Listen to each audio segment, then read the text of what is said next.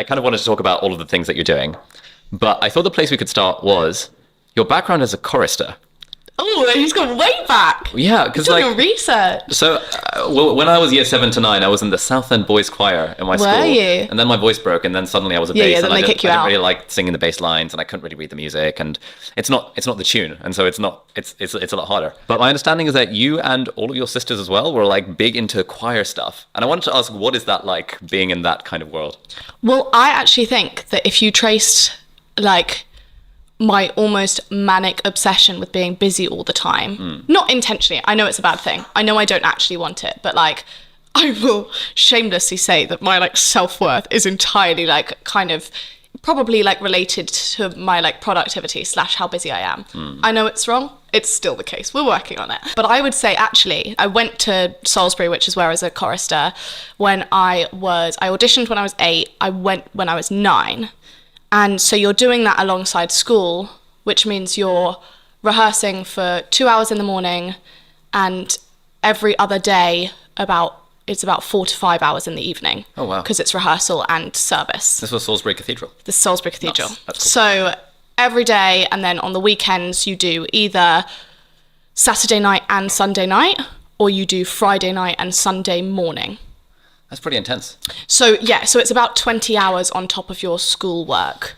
So so from the age of 9, I was doing, you get up early, you do your 2 hours before your school, your 45 hours after school, and then your weekends, and you also don't have school holidays. You don't have school holidays? It's starting to sound a bit illegal. Yeah, it does. Almost like child labor or something. Yeah, well, it was by choice, and also you go to the private school for hugely discounted.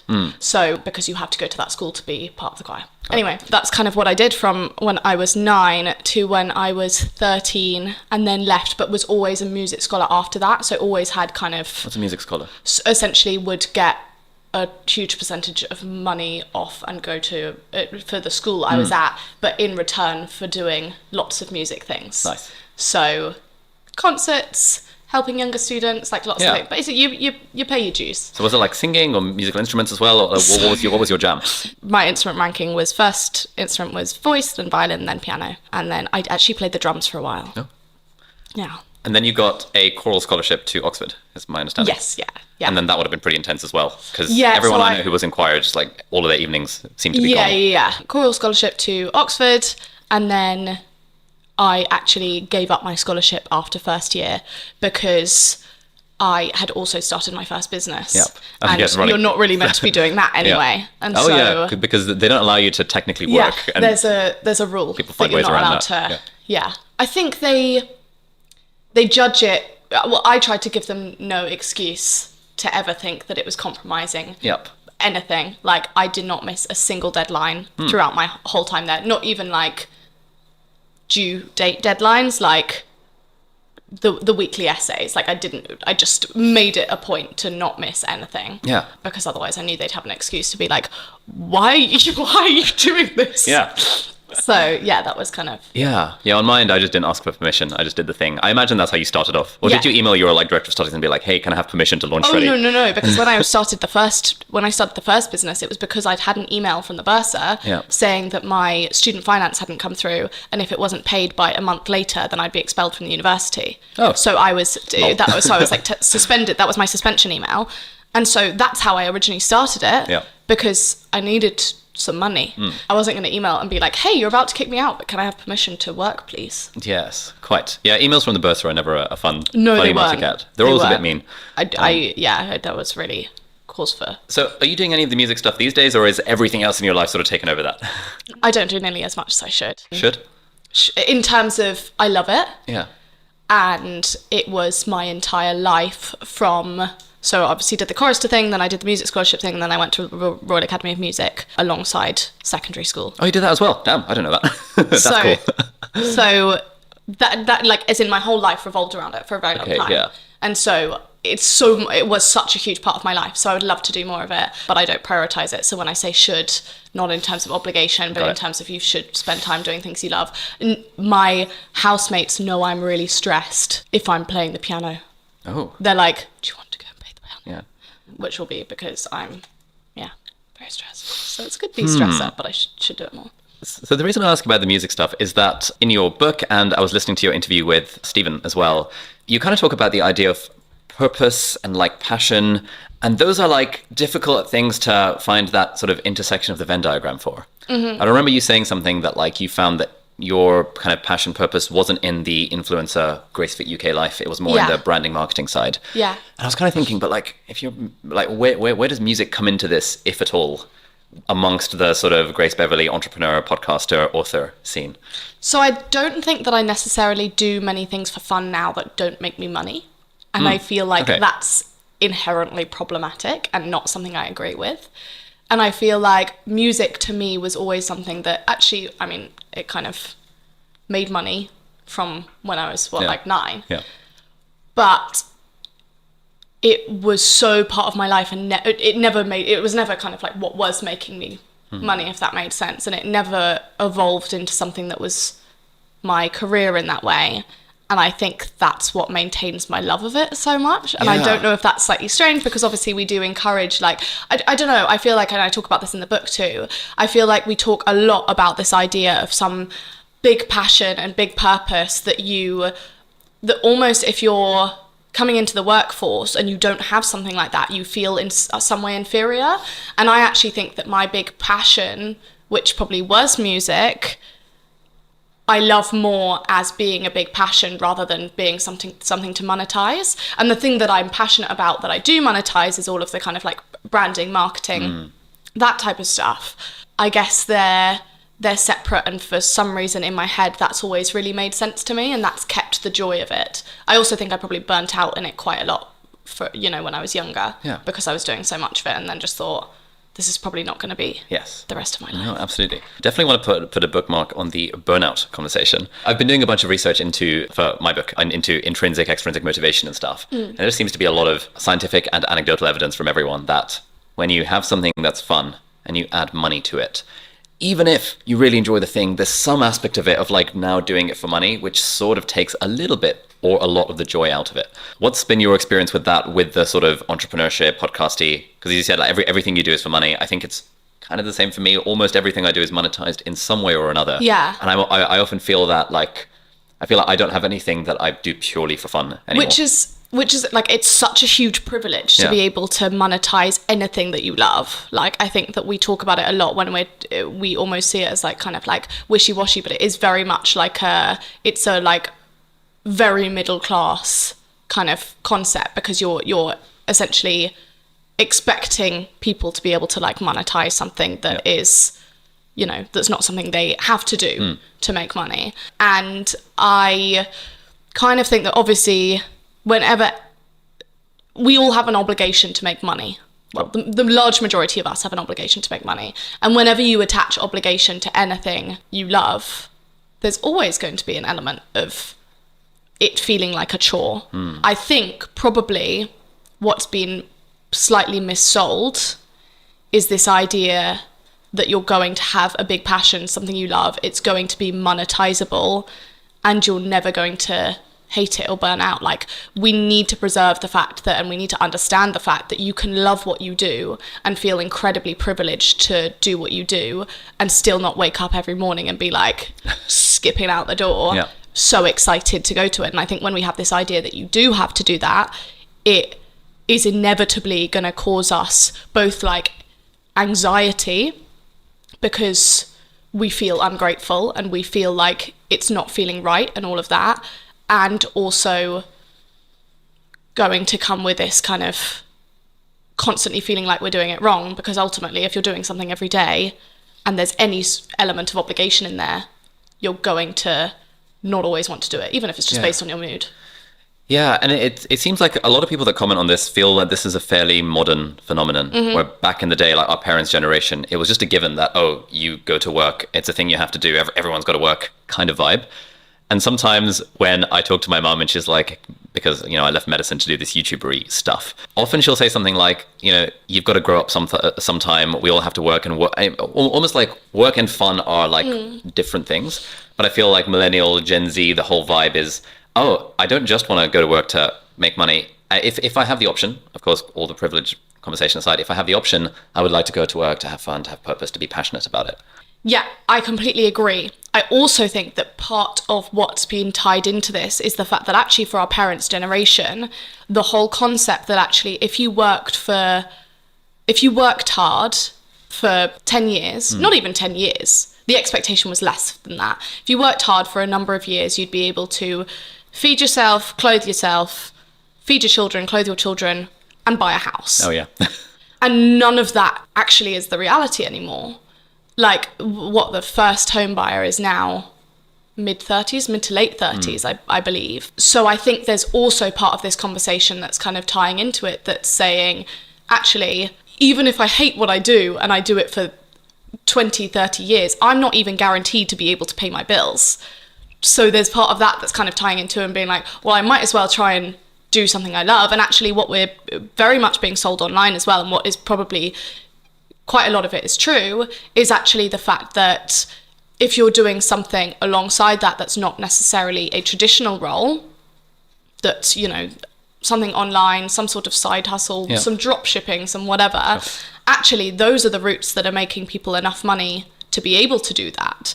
And so there's this kind of twisted and like new perception of actually, well, if we play by all the rules and we don't even get the reward that we were kind of promised, this like social construct that you'll be able to do all of that and provide for yourself, then we might as well be doing something that we love, this kind of like working for yourself thing as well. And I do think that kind of ties in quite heavily too.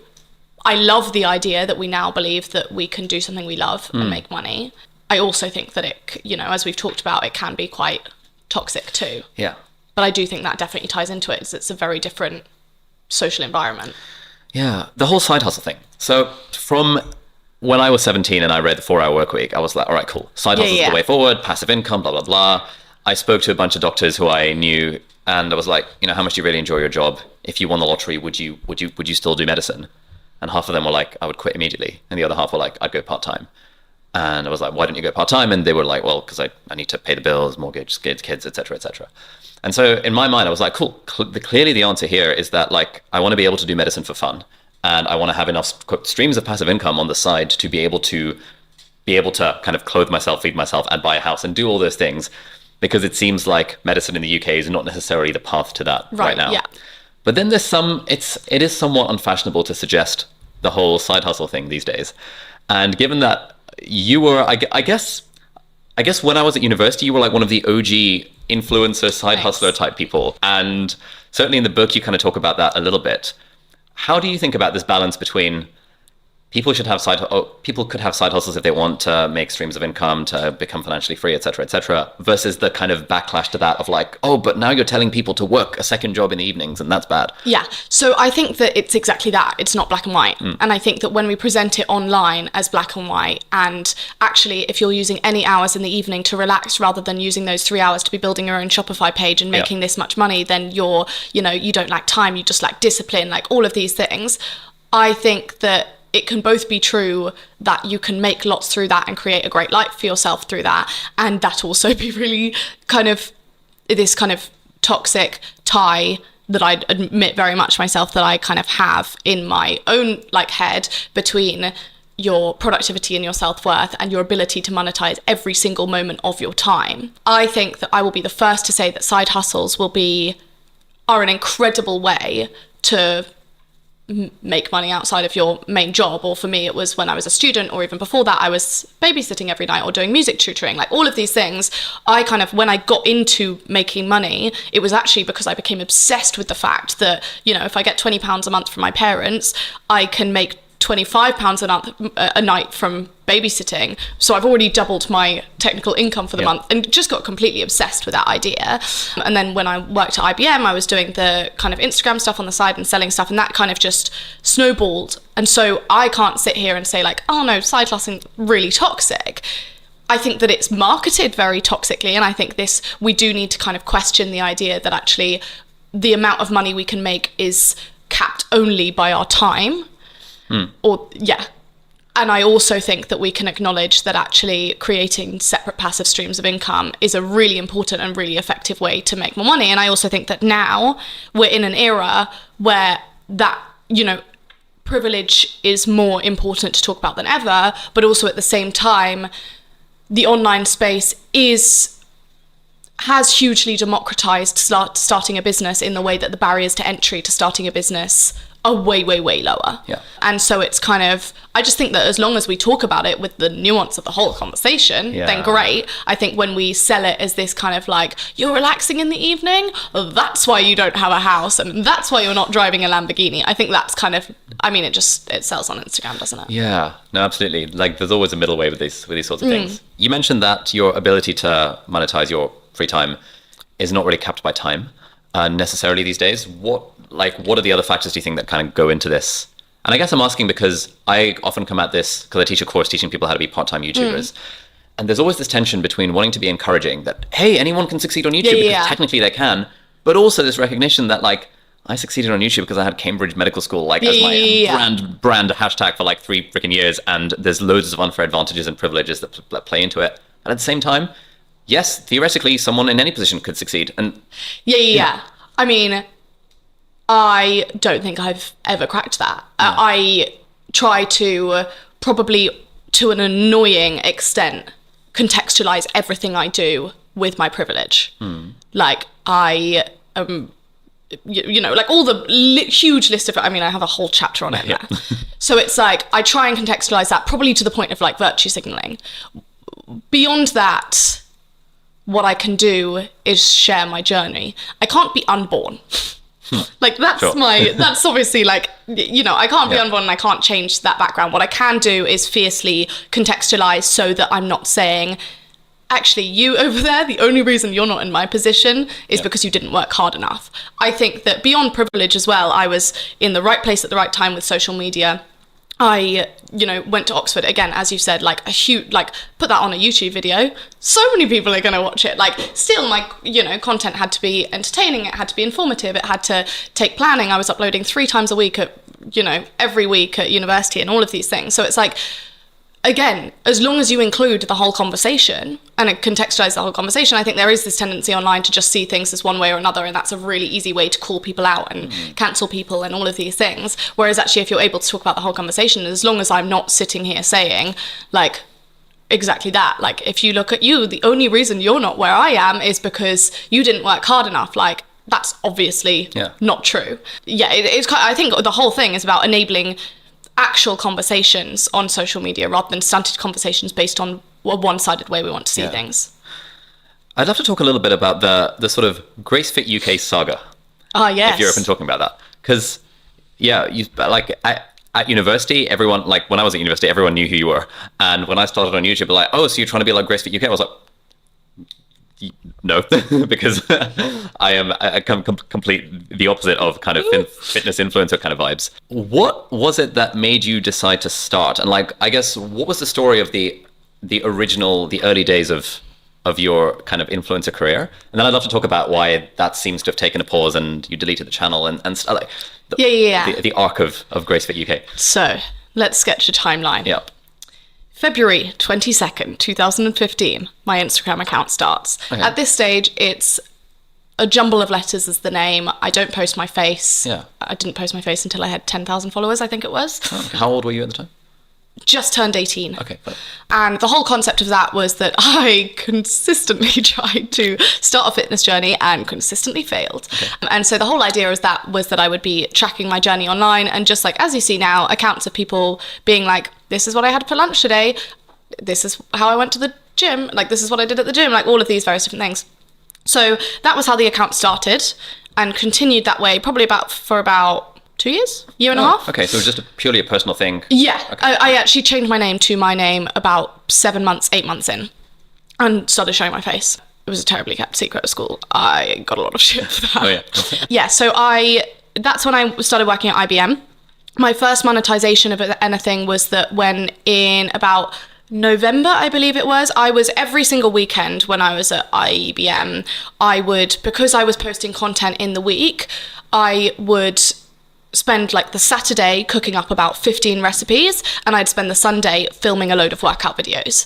Like that was, so I'd spend a huge amount of time creating content in the weekend, and then I'd post it throughout the week, because I was going into work at like some stupid corporate hour, like 5 a.m. and coming home after dark as well. In the winter in the UK, it gets, you can't take any content. That's kind of how I was doing it.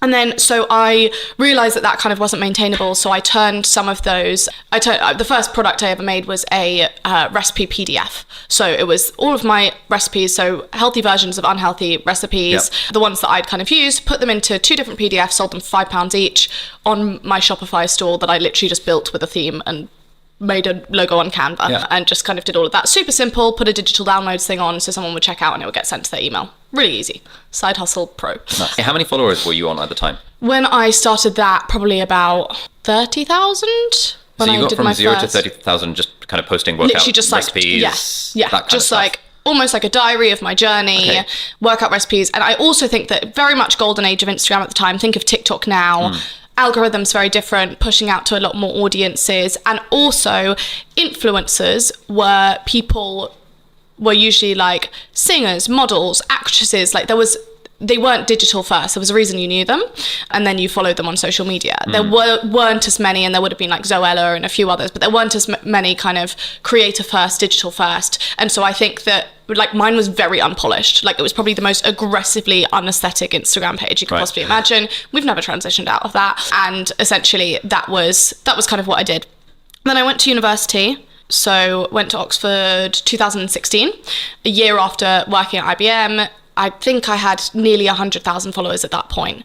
And I started to have dribs and drabs of like first brand deals. But at the time you would have to, like now you might have a few thousand followers, you'll be able to get gifting for, won't have to post for it, like all of these things. At the time, you'd have to beg a company to even send you gifting to do like 23 posts. It was like a very different, so like the money wasn't as much there, or at least they weren't paying me. So then when I made my second PDFs, which was when I really started making a lot of money, was when I got that email from the bursar at Oxford saying you have been suspended from the university because you haven't paid your fees. And I was obviously just relying on student finance to go from the student finance into the Oxford bank account. Like I wasn't going to have any say in that. And so I completely freaked out, and that I was out at dinner when I got that email. And that night I basically wrote a workout guide until like 5 a.m. Because I was completely freaked out, and because I'd sold, I'd say probably like a few hundred copies of the £5 ebooks. I was like, if I sell a few hundred copies of this £35 8-week workout guide, that's going to be a good few £1,000s. That could even get me to £9,000 potentially, with double the following, like all of this. So that was in my mind. Like I had a month essentially. Either student finance comes in or you're gone. They were nice about it. They were really nice about it. But I was quite freaked out, as I'm sure you can imagine. And so did that, and then said, hey guys, I'm starting this workout guide on January the something. Classic fitness culture. And the fitness industry, I'd say, was very different at the time. Starting that in January, and it's going to be on sale on 26th of December. I used some sort of restricted supply type thing. I was like, it's only going to be available to this many people, or like you get the extra thing for this many people. So then on the day, I remember, it was insane. I remember on the day I checked the like dashboard, and it was, I think I'd made like 15 grand that day. And I was like, whoa. And I remember I was at the theatre with my family, because it was Boxing Day, and so this was our like Christmas family thing. And I remember like looking down at my phone and seeing that dashboard and like just putting it away, because I was like, that was an obscene amount of money. Like, and I remember my sister looks over and goes like, is that how much you've made from Instagram this year, or from your like PDFs this year?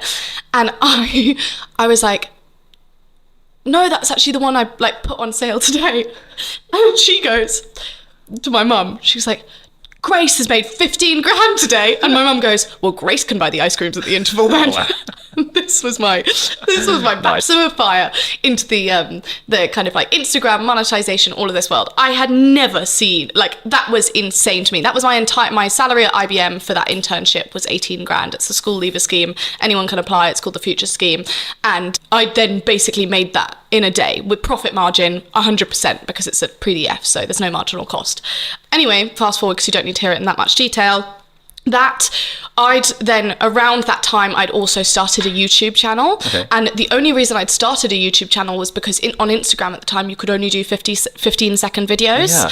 And I was doing lots of workout videos. And so to put a whole workout into 15 seconds, impossible. I would be like doing one hip thrust and then you'd be on to the next video. And so I literally started a YouTube. My first few vlogs, you can't see them anymore, I'm afraid. But they were literally, I'd be like, hey guys, I'm going to the gym. Then you'd see my feet, stomp, stomp, stomp, walking to the gym. Then you'd see my workout. And it would just have like music over it. And then it'd be like, okay guys, bye. And that would be the whole, I thought that's how vlogs worked because I didn't actually watch YouTube.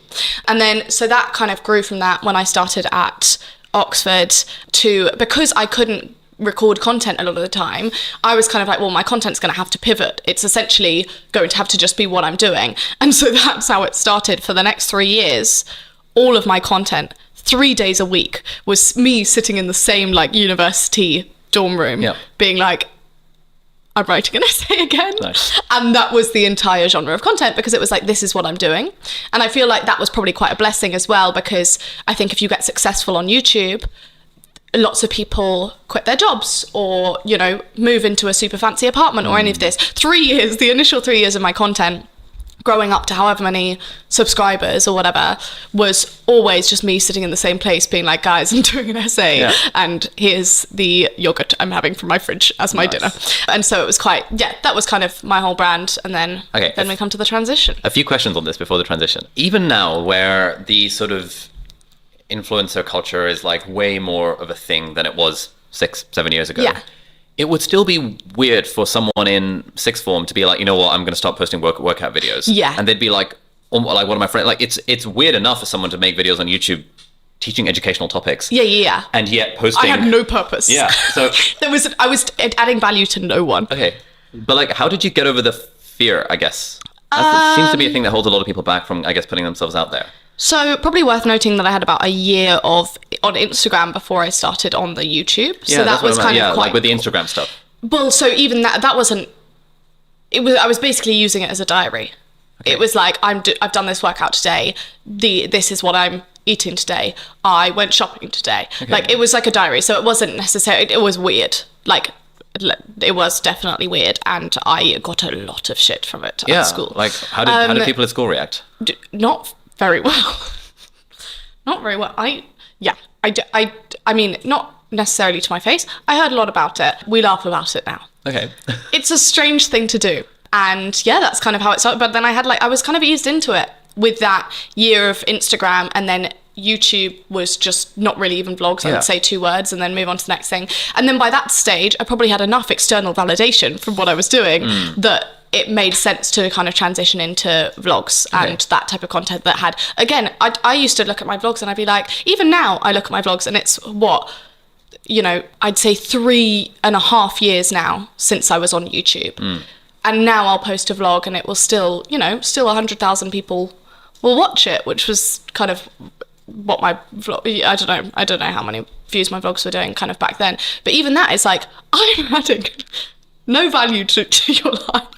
I think it's like, as in, it's such a privilege to have people be so supportive and love to kind of watch that, when genuinely, as you say, it's not educational content, it's not tuition, it's not anything, it's terrible angles of a camera and like, whatever is happening that day. Yeah, so you had like, I know a bunch of YouTube, I feel this myself, where when I post a vlog, I kind of can't believe people are watching it. I'm like, I mean, whatever. Yeah, I'm finding this boring. Yeah. So you are definitely finding this boring. So I guess you said it was several months before you showed your face on Instagram. Yeah.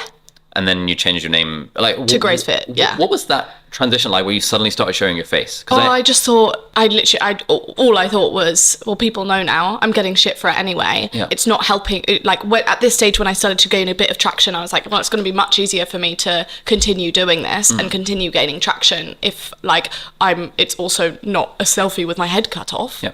Okay. So it sounds like that was the time when you sort of realized the quick business value of the page. Yeah, kind of business value, but also I think we forget that like at the beginning of Instagram, because there was no digital first talent, even having like I remember, I don't know, even having like 50 likes on Facebook was like huge. Like it was like enormous. The validation, so there's like, it's probably like shameless actual external validation based on like that. It wasn't monetized for a long time after. I would say it was probably me being like, oh my God, this is so cool. Yeah. Okay. Look how cool I look. Yeah, it was probably just shameless vanity. And did you start getting, so it sounds like people at school were like less supportive than would have been ideal. Did you get I was only at school for like 2 months after I'd even started it, before A-levels. Did you get any kind of hate from strangers on the internet at the time? Oh, you will always get hate from strangers at the internet. What was that like in the early days? I mean, in the early days, it was all mainly like body shaming, and I think it was all just kind of like body shaming and being like, oh, you're ugly. Oh, yeah. Like it wasn't very inventive. Right. It's become more and more inventive. I'm very lucky to, like, because I don't put out a lot of content now, usually a hater would get bored before. Yeah. So they'll just leave you be. Yeah. Yeah, exactly. So I don't get much hate at all now, which is amazing. But like, how did you deal with it at the time? And again, I ask because about like 80% of the students that I teach YouTube to are just like, oh my God, haters, and like struggling with that. I think probably I can't remember that much how I dealt with it. I think it probably hurt more the things that were in real life. But then actually the ones online, they were so uninventive that like calling me ugly, like as in, that's fine. You know, like it's not nice to hear, but it's also like not the end of the world. And then I think it would move on. It would get more inventive as I was putting more content out, because you can actually see my personality. Okay. And, you know, inventive as in? Well, just as in like it would, you know, just like more depth to the insults. Okay. But then it's kind of just like, I don't know, there was definitely a period of time where I was obsessed with checking kind of like gossip forums. Like I've always been, and I've talked about this in my move off YouTube, I'm a people pleaser in a lot of ways, just like personality wise. A lot of us are, and I am definitely. And being a people pleaser whilst broadcasting to millions of people, quite incompatible. Because if as a percentage of people you're always gonna, for example, like 20% of people aren't gonna like you, or maybe more, I don't know, then if like the high, obviously if that's then 1 million people, then 200,000 people are not going to, you know, like that's quite a lot of people. So it's quite incompatible, I'd say, in like terms of personality types. And I'd think that actually one part of that was that I was so obsessed with checking these gossip forums when I was, I'd say, my first few years at university, because I thought originally, because I was, you know, I would always look at which thumbnails did well, which types of content did well. I was doing it very strategically, as well as sharing content, you know, like sharing blogs and all of those things that like fit into my schedule. I would obviously do more of the things that worked and do less of the things that didn't work. And so originally when I started checking gossip forums, it was very much, how can I make my content better? Yeah. But obviously making my content better by changing my entire personality,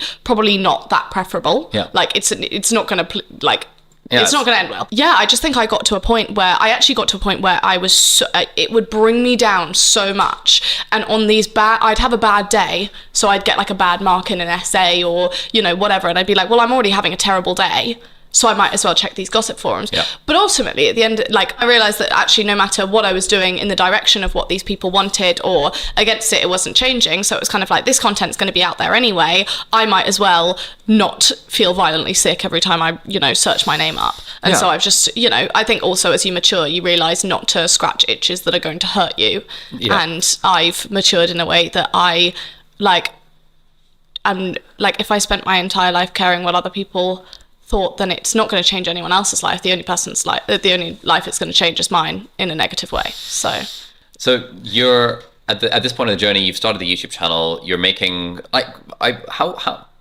sort of ballpark of money were you making from those PDFs at the time, beyond kind of day one, if you're open to sharing? Well, actually, to be fair, the reason I ever shared in the beginning was because people would look at my house and be like, must be nice having rich parents. Yeah.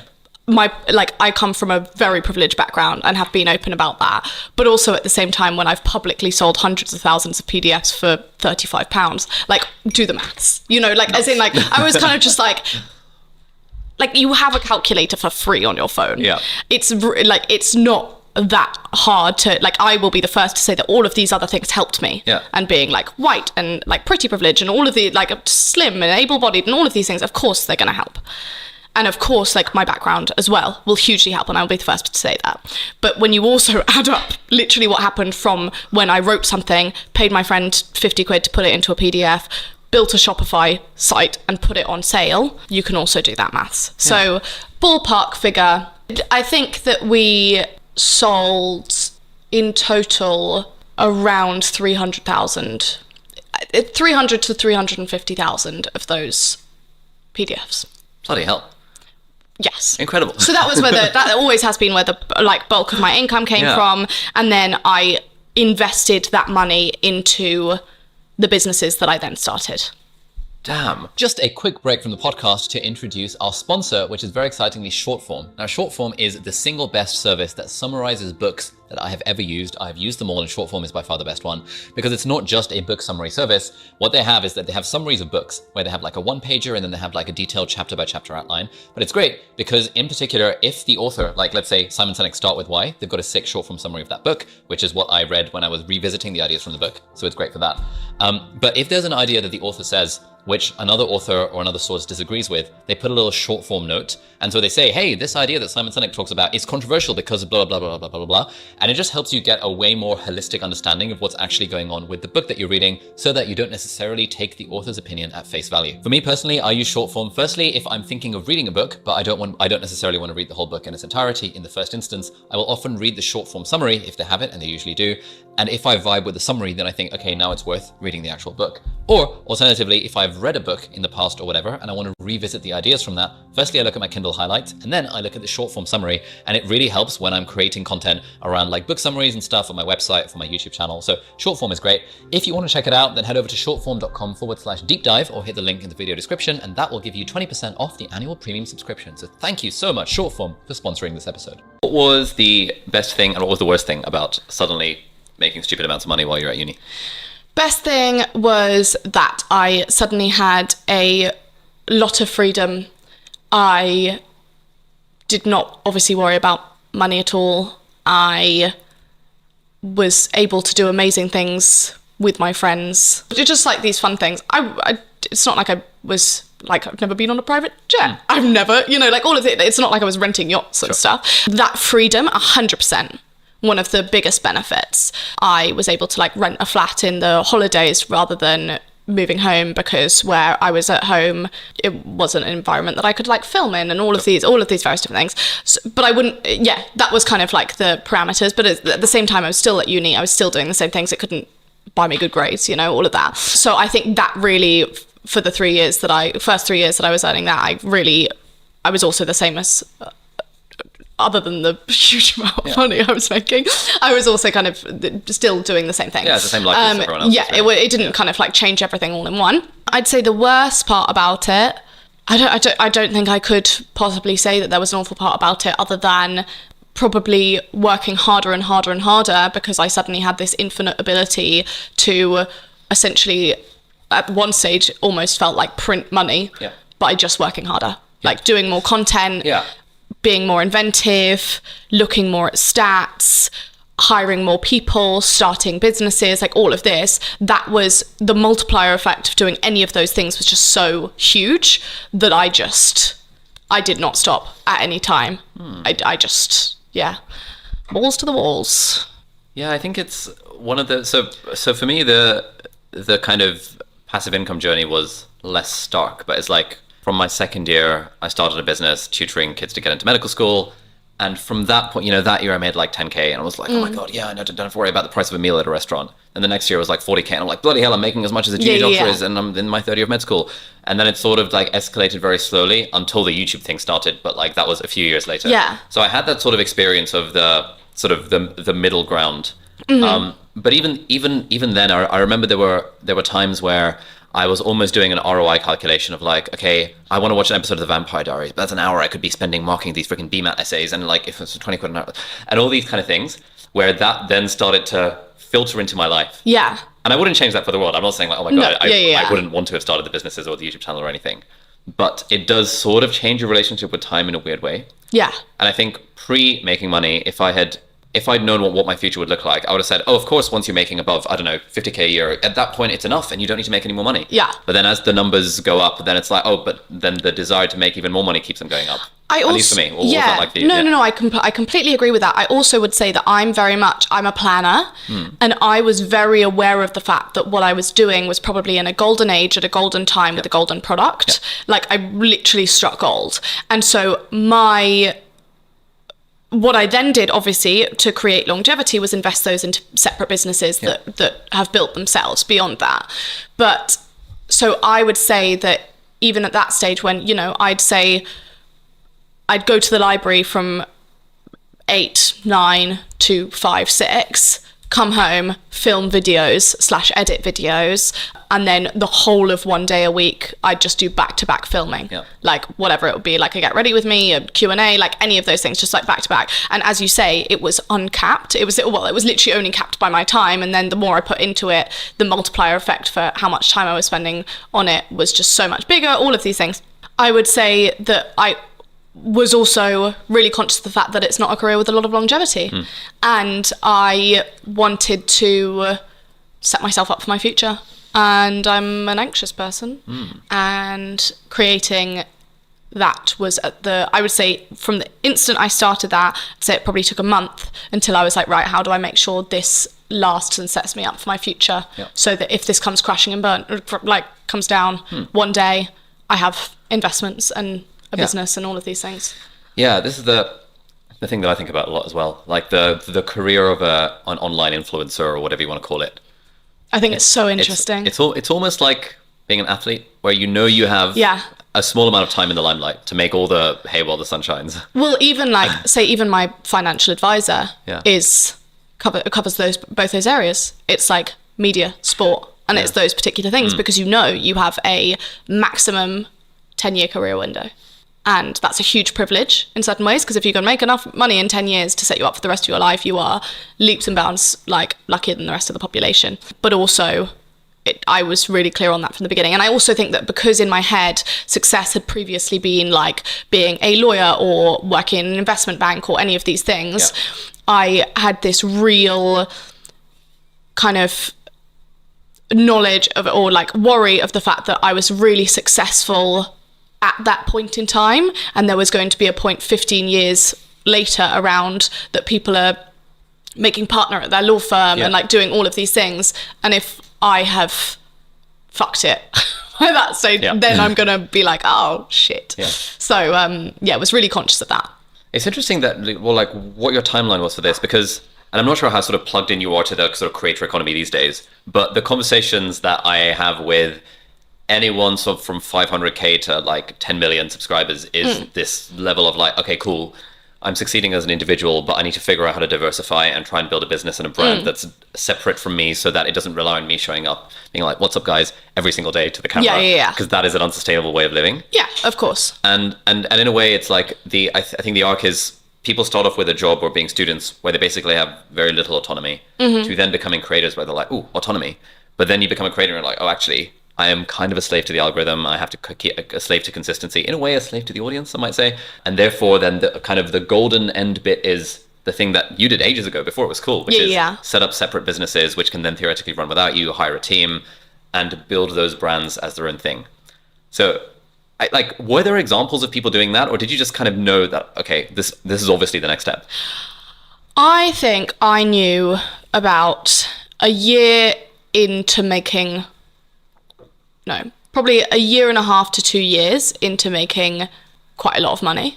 I think I knew that I loved making the money, like completely transparent. Of course I did. But it wasn't, with each marginal breakthrough in how much money I was making, it wasn't bringing me marginal happiness. In fact, I think it was a career that was entirely incompatible with my personality in some ways, or like the reward systems like in my head. So although it was a career that was compatible in terms of my personality in the way that, thankfully people seem to like my content, it was incompatible in the way that, as I've said, like I'm a people pleaser. I don't want to have to care about what people think in order to make my money. I think that was one of the really big things. And also I have other passions, and this Like what I loved doing was the like really assessing the algorithm, strategically working out what types of content I should be doing, looking at what types of, you know, every time I'd work on a brand with a brand deal, I'd be like, you should really make this. I was like, people would absolutely love this. And I'd be trying to go above and beyond. Say like I was working with, say now I'm obviously have an activewear company. So I was working with an activewear company at the time. It'd be like, you should really make these leggings because like these ones just like fall down in this way and like people really want it to be like this and feel like this. And you should try this type of marketing instead because like actually people in my audience, people who are my age really want to see, you know, more body types or more like diverse models or, you know, any of these things. And I'd really be trying to kind of like backseat drive in that way, and that wasn't my role. My role was sitting there and like wearing the stuff and looking nice and all of that, and I was like, this doesn't bring me fulfillment on a daily basis. What does bring me fulfillment is, you know, doing the strategy and it working, but that like working on it was probably the happiest I felt versus like, you know, I was doing really well and it wasn't necessarily that was making me any happier. And so I think I noticed probably luckily quite early on, because I think what we're seeing at the moment is this kind of like second phase of like creator economy where we're seeing the ends of lots of people's careers and we're seeing them pivot at that stage to creating a business. But actually ultimately you need more influence to have a business and to sell things than you do to do brand deals. Like because you've got to put cash down, you've got to have staff, you've got to like all of these things, you actually need more sway. And so I don't think it hugely works as an end of career thing unless you're starting it with some real business acumen, that you're not using yourself as the marketing budget and you're going to do that all separately, because obviously anyone can start up a business. But I think that because I had the freedom to do so, because it wasn't that, well, I was making an obscene amount of money and I didn't need to, you know, I could slow down at paces and it wouldn't slow down and all of that. And I just kind of realized that the most joy I ever got was talking to the brand, either like strongly collaborating with things in terms of their actual product, like their actual marketing, like the strategy in terms of like my types of audience, exactly how to reach them, exactly what they care about, like all of these things. That was what I enjoyed. And doing that for my first business, Shreddy, which was what started 5.5 years ago now, and then setting up my second business, Tala, which was set up, it would have been like 4.5 years ago now, but actually launched 3.5 years ago, was like, that was where I got like joy.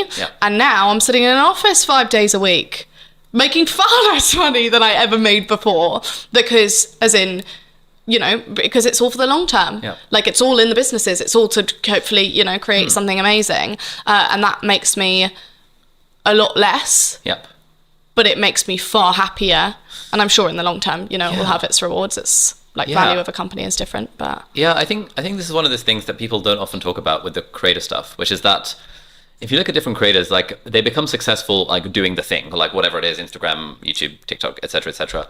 But for different people, there's different parts of the thing that are particularly fun.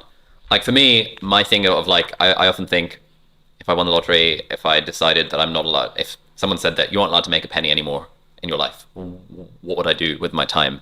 It would mostly be probably continuing to make educational YouTube videos because I just love teaching. And that was my jam. And I couldn't really care less about the editing side of things. And I couldn't really care less about brand deals. No offense to whoever's sponsoring this episode. But the thing that I vibe with is just like, oh, let's take this complicated thing, let's read a paper, let's break it down into like a little spider diagram, sorted. Similarly, we've got friends who just freaking love the editing, the creative craft. And it sounds like for you is like the business side of things, the entrepreneurialism, the marketing, the branding, that. Just finding out exactly what would resonate with my audience that week. And like, why that exact, you know, if I was working with a company, why that thing was just like slightly, or like which areas of that product to really lean on because I knew it would speak to my audience, or which to steer away from, or which to, you know, talk to the company about maybe considering doing. And I had so little, they were like, yeah, cool, do your video. Like as in that, you know, for me, I was lucky enough to be in the position that actually I could not put out any content for, you know, a good few years now it's really been, and at that stage had made enough for myself to set myself up to be fine, and also to set my businesses up to be fine, and to actually do what I love every day, which is, believe it or not, working in an office. Back to the OG job days. Peak influencer career, you're making stupid amounts of money on the internet. What was it that changed, and like what was the sort of the winding down of the influencer brand?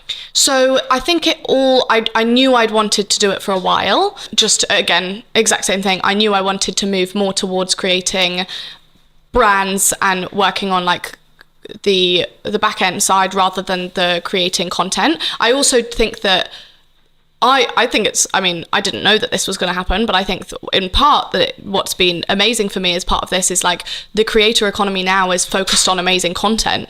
And I never made amazing content. Like I never made content that was really high end or that was really succinct or that was any of, like, I would spend a lot of time on why and I did that for a reason. I don't think my audience wanted polished content, but actually now on the algorithms, like God knows how I would have fared.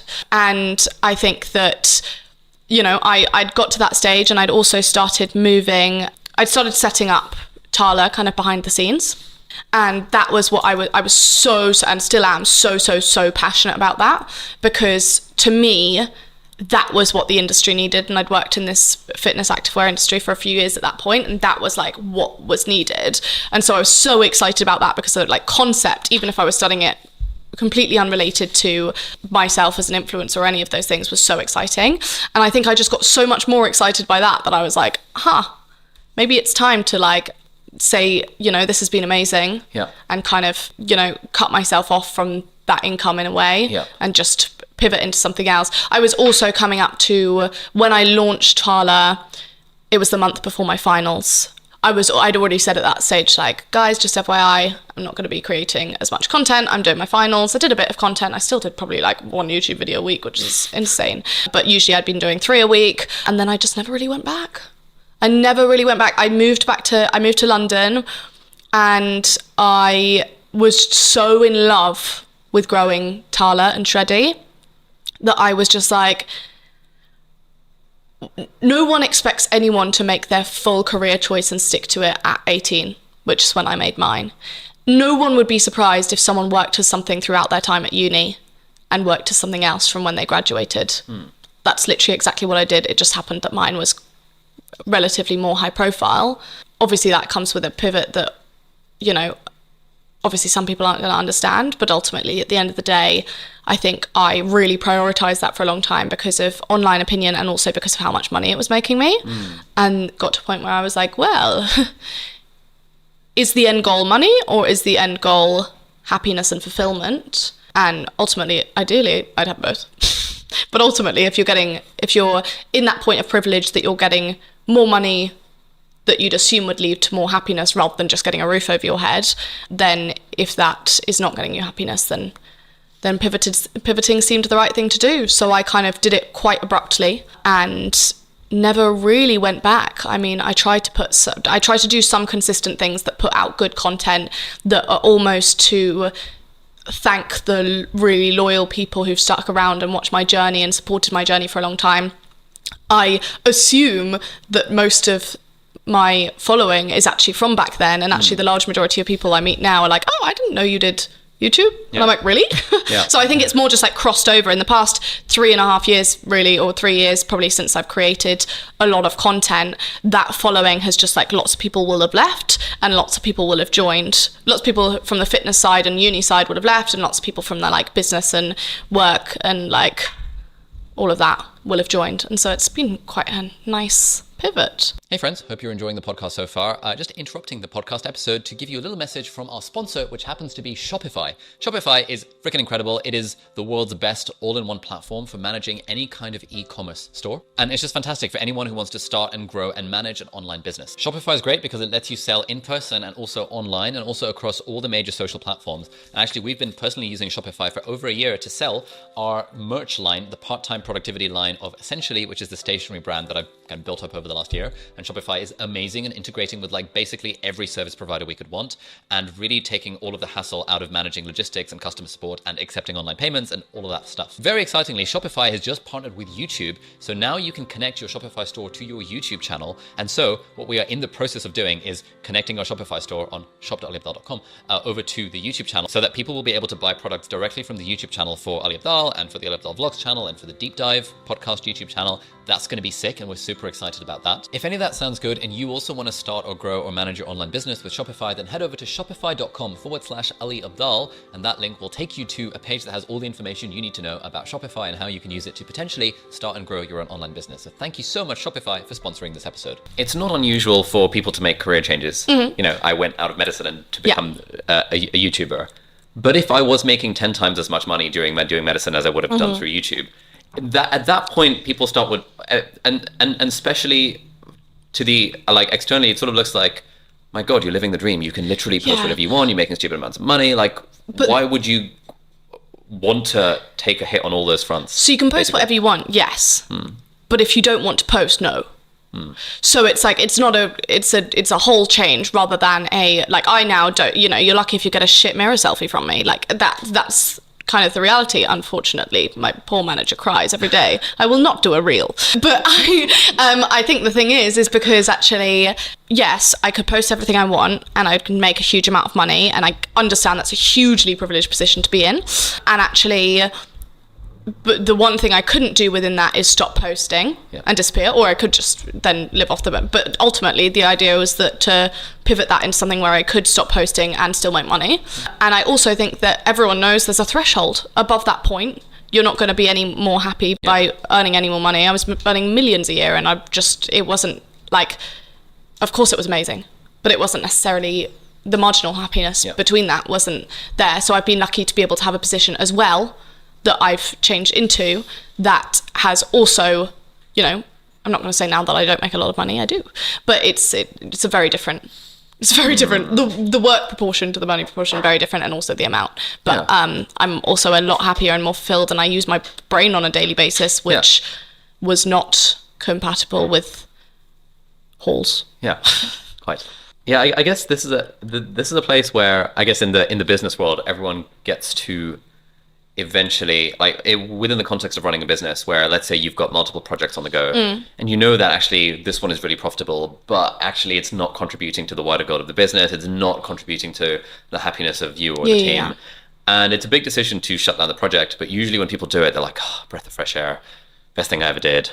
Did you have that kind of approach when you decided to abruptly wind down the influencer career? One of my biggest mottos that I think in business and in life that I do not listen to, but absolutely try to every day, is do less better. And I think that really, really had an impact at that stage. I could have, and also the most lucrative option would have been to continue posting as I was while doing this pivot. That would have been a lot safer, a lot less risky, would have made a lot of people kind of probably stay and follow the journey. But I literally had enough. Like, I was literally like, this is not what I want to do, and I want to change my career, and I'm lucky enough to be in the position where I can, and I have the freedom to, and I have the money to, all of that. There was, I think, probably like a month or so into, because it wasn't necessarily a conscious cutoff point, it had more been that I'd wound down the content because of something else. And then there was a few months in that I was like, I'm not going back to this. Like, I'd paid, you know, deposits on content that I was doing with videographers. I'd, you know, obviously didn't like ask for any of that back, but it was like there was stuff, a huge amount of stuff planned, a huge amount of work gone into a lot of things, and I just that was that. I definitely want to dig into the logistics of running a physical goods business. Yes. But like, I wonder if we can start with Shreddy. Yes. What was the kind of origin story for Shreddy, and why not just keep selling PDFs? Yeah. So why not keep selling PDFs? We continued selling PDFs for a good bit of time after we pivoted to an app and pivoted to physical products. So timeline was PDFs, 9 months later, first physical products, a year and a half later, app. Okay. So, and the PDFs only went a few months after the app was launched. So there's still like keeping security. It's not good to jump ship all the time. But I think what's really, really, really important is evolution. And I think that what's very, very true is the industry and things like PDFs aren't, you know, the industry's moved on. Like, in this, it doesn't work as a business model in the way that people can airdrop them now. They can screenshot them and send them, like all of these things. Whereas with an app, you're getting a service. And so it's a subscription service, and a subscription business model as well is a lot easier to run. So the pivot for that was slow. I think that people think with businesses, you know, there'll be the way you come up with some big concept and it works. The concept, you know, came about after the business even existed and grew based the concept came about after the business existed. Well, because the business started as these PDFs, so like just workout guides essentially that people would all do together. I guess that's the loose concept, but it's not like a big, you know, find your why type golden circle idea that's like going to change the world, right? It's talking to the same audience you're going to go for. It's essentially a minimum viable product. It helps you learn a lot of things. We've tried products that don't work. We've tried, you know, and all it's about is trying things and doing more of what does work and less of what doesn't work. But so the concept then came about that was when people would talk about the guides, the PDF guides, they'd say like, oh, I just love this because I've never trained this way. And I thought that I had to hate working out. Okay. And I really like this. And it was, you know, it was probably the beginning of the time that lifting weights was even kind of started to be encouraged for women. It was right at the beginning of that. And so it was lifting weights, but it was in quite a high intensity way. So women who were used to wanting to sweat during their workouts quite a lot were doing that through lifting. And that was like the type of training. And then people would ask me, they'd be like, oh, well, I like to do HIIT workouts, so I can't stick to the guide. I'd be like, well, don't do that. Like, genuinely, don't buy the guide. Like, this isn't for you. And then people would be like, well, I like running. And then people would be like, well, I like working out from home. Working out from home is a huge thing now. It wasn't at the time. I'm not saying that was us that made it, but it was just like the industry was different. And so the concept for Shreddy, the app, came about half based on the fact that the PDF model we kind of foresaw in probably a year or so was going to completely die out, based on it being completely shareable, it being quite expensive versus what people are paying for subscriptions, it being completely static, you can't update it that easily, and if you do, people expect the new version rather than buying another one, all of these various different things. So it's part of the business model that we knew we needed to evolve, and the other part of it was we thought we could add a huge amount more value. So the concept behind Shreddy was that we don't believe you should do workouts you hate to get results you love. So it's all about putting in all your preferences, how long you like to work out a day, home or gym, what type of, do you want yoga in there too? Do you want HIIT workouts? Do you want strength workouts? Do you want body weight? Like all of these things, putting in all of your preferences, and then it creates you your goals as well, because that's really important. And then it creates you your perfect workout plan based on your preferences with your goals in mind. Because the whole idea is that actually you're never going to stick to something you hate. You might stick to it for 8 weeks, but you're not going to have any lasting change. So the whole idea of Shreddy has always been around getting people an action plan that matches their preferences. And again, over time, as soon as, you know, we were able to start it up on the app, having a team of personal trainers, nutritionists, trainers on the app, all of these things, those people are far better at that job than I am. And if Shreddy was ever going to be kind of beyond me and reach its full potential, even in terms of personal training, in terms of nutrition, in terms of any of these things, it was not going to be me. I couldn't run the business, but what I can't do, you know, the business potential was capped at myself and people who want to do my types of workouts and people who, you know, just all of that. And there was so much more potential that we could apply it to. And so that's what we did. Who's we back in the day? So initially, my first ever PDFs I did completely on my own. So I built the Shopify site on a theme, put a digital plugin in, all of that I said before. And then right before I was releasing the guides, so I'd written the guides, I'd planned to sell it on the website that I'd already set up for the PDFs the year before. And then I'd been approached by a company that was just starting up at the time, and they said like, hey, we can do it for you and we'll do all your customer service just for a profit split. And I was like, oh, I don't need customer service. It's a digital download. The worst that can happen is someone either doesn't like it, doesn't think they've got what they want, or never got the thing. I can deal with those. And so I was quite resistant, and they came back and they were like, hey, we're starting up our business working with influencers, and we can do your customer service, and we also have an app. We can upload these onto an app so people can have an app functionality. And I was like, well, that's enticing. And they were like, also, this is going to sell a lot more than your original PDFs, and you will need customer service. Like, you should not be doing that. And so at that stage, I basically, they paid me a sign-on bonus. They were starting up at the time, and obviously it was going to get some traction. So I signed on with them, did obviously better than we ever would have expected. So they built me a new site, they ran the customer service, and from then onwards I was partnering with them for manufacturing, the conceptualization of the business moving forward, and also building a team within that infrastructure to run what Shreddy has become. Oh, that's interesting. Yeah. I guess, how popular are those sorts of companies these, like, are there lots of people doing that? Yeah. I haven't really explored from the well, business. it's essentially like licensing providers. So that happens hugely within the influencer marketing industry. So if you think of like any influencer can set up a brand and is unlikely to be an expert in setting up a brand or talking to suppliers or any of these things, but has a huge amount of selling power. So if you plug in all of those other things and do it in exchange for a percentage of the revenue, then great.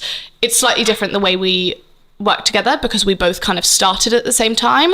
So we've worked as a licensing provider in a lot of ways, but we've also built a Shreddy team together. So essentially the company that's been built it's not kind of there's lots of like turnkey influencer solutions, and they're incredible. It's so smart. If you think about it, if you think of like your favorite fashion blogger and they want to start up a line, if they're being paid £5,000 for an Instagram post, is it worth their time to spend 3 days a week on the phone with suppliers, tweaking designs, all of these things? No, it's not.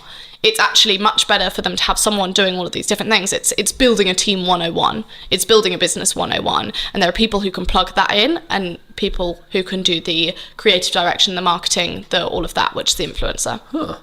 Yeah, because we've been kind of toying with the idea that, it would be cool to maybe make a productivity app, but I've heard it's like, it costs like 100K plus. Yeah. Or it would be cool. I really like the idea of making my own like mechanical keyboard. Yeah. That would be sick. Or like a laptop bag. Because I think I'd use it and it would sell because the audience... I'll put you in touch. That would be amazing. Yeah, great. I didn't know that these sorts of companies existed. They exist, and there's so many different types of them as well. I think there's a lot of... It's a very hot industry. So there's lots of good and lots of, I'd say, trash, some sharkiness because there's so much money in it. But I'd say there's some really, really great people, and it makes a lot of sense in the same way as like if, Ed Sheeran wants to make some amazing merch or a tracksuit line or whatever, it's Ed Sheeran. It does not make sense, and actually it would be a bad decision on his front to be the person on the phone to the suppliers. So it's actually really smart from the influencer as well to be able to do that. And 100%, there are so many people in the industry, and that's how a lot of influencer businesses are started.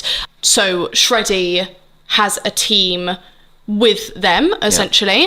So we've built a team, so we have normal roles. We've got CRM managers and influencer marketing managers and all of those things that kind of sit entirely in a Shreddy team. But the manufacturing side is backed up from that side, and Tala is standalone, was actually had a licensing partnership at one point, and all is in-house now. All is in-house as in physically like owned by you? So manufacture, as in like we have our own entire product team, manufacturing, like all of that. And is that also in partnership with this other company? No, that's like that's standalone. Thing. That's completely standalone. Oh. Tala is its own entity. So for Shreddy, you partnered up with this company, you've sort of built it together over time. Yeah, and then for Tala, you were like, cool, I want to do my own thing. Like, well, what was the origin story there? So Shreddy, I'm still the solo founder. Yep. So I founded it, because it kind of started before that point, but the team has been built up with these amazing people who do their job far better, especially at the time when I was at university. There was no, if I wanted to suddenly start manufacturing resistance bands in the same way as you'd probably bring in like a CTO if you wanted to build an app, it was essentially that. So the difference was that they can, often say like, it completely depends from model to model, but say if I'm like, we could potentially do this product, usually you'd have to invest £20,000 into buying the stock, for example, and if you can guarantee that you're likely going to sell it, then there's also even arrangements that you can make that someone can essentially foot the cash flow because it's going to sell. So that's a really important part of the model. With Tala, it made sense essentially based on the business I wanted to build, it made sense for it to be completely standalone. Yeah. And that's, I'd started it as a solo founder. I'd partnered with some factories and factory partners to essentially make the amazing product, and the whole idea of creating seamless, sustainable activewear at a price point that was competitive with non-sustainable activewear. Everyone was like, no way, like fuck off, like you can't do that. And was lucky to have amazing partners who had the manufacturing facilities who wanted to make that happen. So we spent a year trying to essentially make that happen and launching from that. The way I wanted the business to grow beyond that, in terms of like really maintaining its ethics, really maintaining all the kind of points that I believe are essential to Tala's growth, also moving away from me, all of these things made sense to kind of have everything in-house. And now it's been built up to a team where every department is essentially completely in-house. We'll use, a paid search agency and, all of these different things that are third party, but everything, the whole team is in-house. So you were doing this, so were you on the phone with factories when you were at university? Or like, what did that look like? Yeah, no, so it's a very good question. So this is why I would, say for Shreddy, when we did our first ever physical product, which were resistance bands at the time, this would be partnering with amazing people who know far better than me in terms of like suppliers. We'd be like, oh, we should make this product. And that kind of partnership was essentially like, they would be able to go, okay, in the same way as if you hired a head of production, for example, or a head of merchandising, they'd go out and like find the stuff, you'd get the product, your buyer would look at it and you'd like work it out. And so they were doing a lot of that. I had a lot of conversations with a lot of factories for a lot of different products. So I did notebooks at one stage, did with Tala, I cannot tell you how many different people we spoke to. And so kind of depends on the product, depends on the time. Okay. Let's say someone listening to this decides that they also want to start an activewear brand. Right, like, yes. What are the steps involved in figuring this out? How much of a faff is it? Is it like, how easy is it to get a business like this off the ground if you were doing it today? It is a huge faff. Right. An enormous faff. You also have to have money to put into it. It's definitely not like, it was very different with the PDFs, for example, where you didn't need there weren't a lot of like sunk costs or marginal costs to be making the product. So you were able to kind of make the money essentially straight up and then put that into things like we did with the app. Say for clothing, obviously you need to be able to foot even just buying the stock, but even before then paying for samples, like sometimes it depends if you have no like credit history or your business doesn't have any credit history. Usually say you pay for stock, it will completely depend on your payment terms, but some of them you'll have to pay 50% up front and then 50% 30 days after it's exited the factory or something. Okay. It completely depends, but actually when you're at the beginning of your journey, if you don't have a lot to prove, you'll probably be able to do that. The way most people start will be then either if they have cash of their own or, getting a loan or whatever it might be. There are loads of trade shows you can go to in terms of finding the right fabrics, in terms of finding the fits and all of this. I had an absolute baptism of fire because I thought things like, okay, you think that making a t-shirt is going to be pretty self-explanatory, how right? How can it be? Just Google it, right? Yeah, I'll make a t-shirt. There was this, for our first collection, I really just wanted like an oversized black t-shirt as part of the collection, but I wanted like some detailing on it. We ended up having to scrap. No, we had the t-shirt for, I think it was like the second launch, or the first restock, the second launch. This t-shirt, every time it would come from the factory, it would like, this one time it came and like the whole body was tight and then the arms were like this like oversized t-shirt, like enormous sleeves, whereas like the rest of it would be tight. Like everything is like you can send a t-shirt to someone and be like, oh yeah, this is the type of like shape I want, all of this.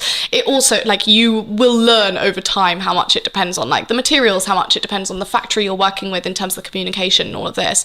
But yeah, I had no experience in buying, which is like the role that people play at fashion companies if they're like, talking to the supplier, getting the stock, all of these various different things, and kind of talking to essentially, I had absolutely no experience with that, so that was an absolute baptism of fire, because I'd like receive this t-shirt and be like, I just want a t-shirt. Yeah, like I just want a t-shirt. But then again, some things were much easier to get. Okay. So sports bra was absolutely impossible. I just couldn't understand why every time it came, it looked like a sock. It was just like so bad. But then and that's why it took so long to launch. We kind of conceptualized the idea for Tala in end of second year, and we didn't launch until May of third year. And there were just certain things that would come back and you'd be like surely this makes sense. But that I'd say that's one of the biggest things that is like, you'll get these samples back and you'll be like, okay. Whereas now the way the business works is, every Wednesday morning we have 2 to 3 hours of fit sessions, which is essentially like all the samples that have come from factories. We have a fit model in there, and we go over and do like, take 2 inches off the waist, or actually the way the wrap is sitting is like skewing a bit to the left, or it's like pulling a bit in this way so it doesn't look as high quality, like all of these things. That's how you do it now. Whereas like back in the day, I'd be trying it on and then I'd be doing the fit comments on myself. I'm also not a fit model. A fit model is essentially something that's essentially like a human mannequin. Okay, fine. So you do everything graded on particular sizes, because that's like, and you'll do it for each size. So like extra small, small, medium, large, extra large, upwards. It is all based on like average proportions. Okay, so you hire, there are freelancers who are like, I am an average medium, or something. So exactly. Wow, okay, so cool. like, for example, like yesterday we had a 4XL fit session, which will be someone who's 4XL to be fitting essentially 4XL. Actiflow will have an XL fit session. We'll have a, yesterday morning, was it Wednesday? Yeah, it was Wednesday. Yesterday morning we had a small fit session that will be like the stuff we were fitting on that. So it completely depends, but obviously the more fit sessions you do with more different sizes, the more accurate you're going to be, and the like in terms of different sizes. But again, everyone's unique, so like it's always you know how clothes fit differently on you. But even like I'd be trying them and I have like nowhere near fit model proportions, and I'd be like, no, it has to be like in this much. And I just learned over time, like, actually I can't do things to my proportions. We have to do like this, because you can't base an entire activewear company based on that. But yeah, it's so complicated in that actually I had no knowledge of, how fashion companies worked at all, which made it a lot longer process. But I talk to so many of my friends now who also kind of like started fashion companies and all of that. You just look at like some of the samples that came back and you're just like, what that, like, I thought you wouldn't be able to get a t-shirt wrong. I was also probably giving terrible instructions because I had no experience in fashion.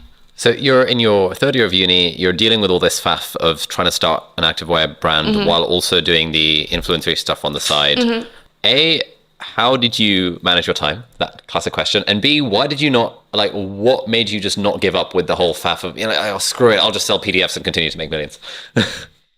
So I was continuing to sell PDFs still at this stage, but I think I was really I was like, there's a maximum amount of time more that I'm going to really want to be doing what I'm doing now. So it was an investment in my future. It was respecting kind of like my future self and I could have said that. I could have still been doing that now, and there would have been a lot of merit in it, and I'm sure I would have made a lot of money and like all of that, but it wasn't what I wanted to do. So all of this was like this long term, in the same way as you'll make maybe like a 5-year plan now and be like, by the time I'm 27, I want to live by myself, or like I want to, like all of these various different things.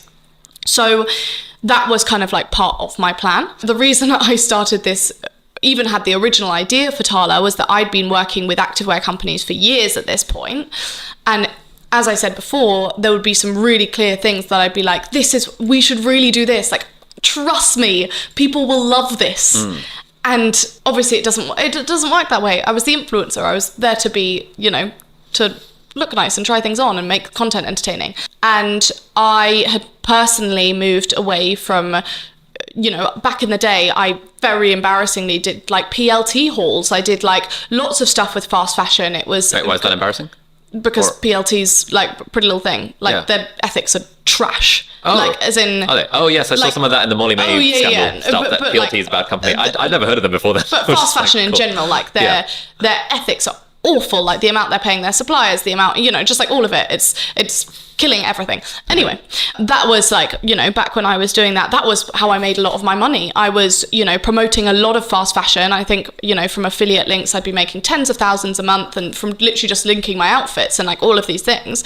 And I decided to, I cut one of my big fast fashion contracts and was like, it just doesn't work in my head. It's, I don't want to be doing this anymore. And I'd moved away kind of mostly, and I still wouldn't say that I fully moved away in terms of like doing exactly what's in line with what I, that kind of cognitive dissonance of being like, oh, I really shouldn't buy this, but like, I wouldn't say I'm perfect in any way, but I generally moved away from shopping fast fashion for sure, and just to more things that were kind of more transparent.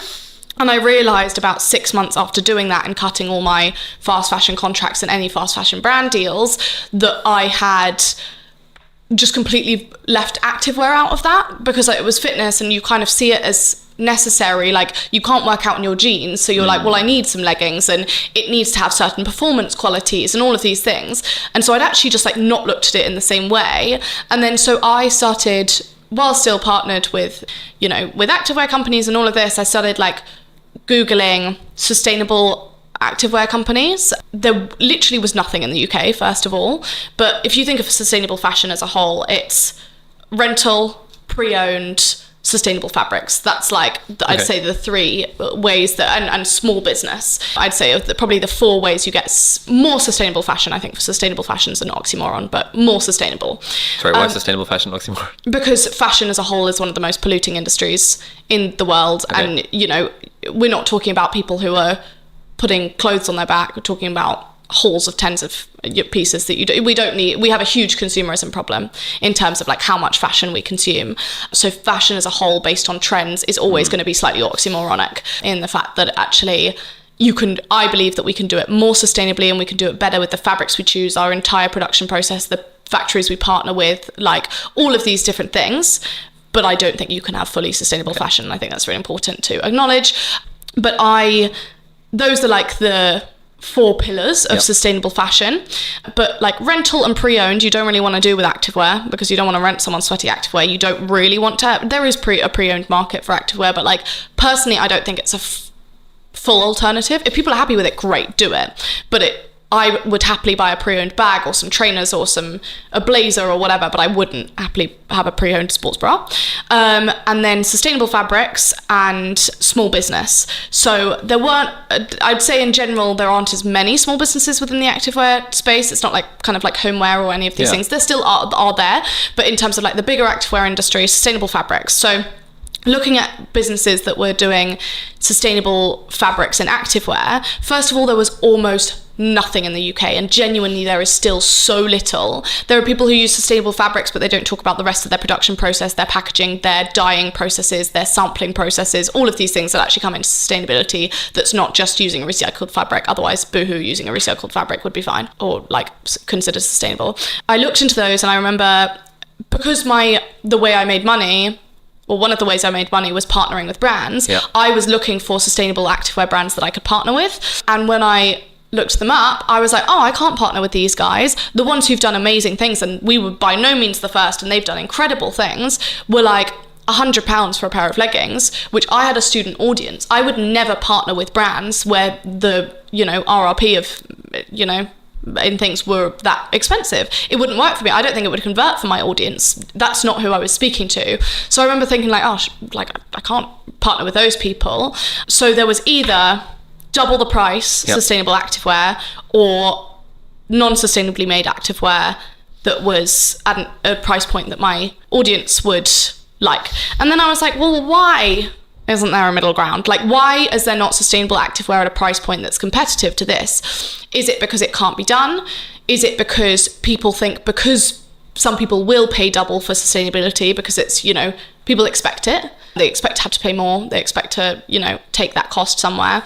Is it because there's not enough interest? Like all of these various different things. It seemed insane though that the generation that cared so much about sustainability and, conscious production, all of these things, were also, say if there's like sustainability and like conscious shopping, there's activewear. Yep.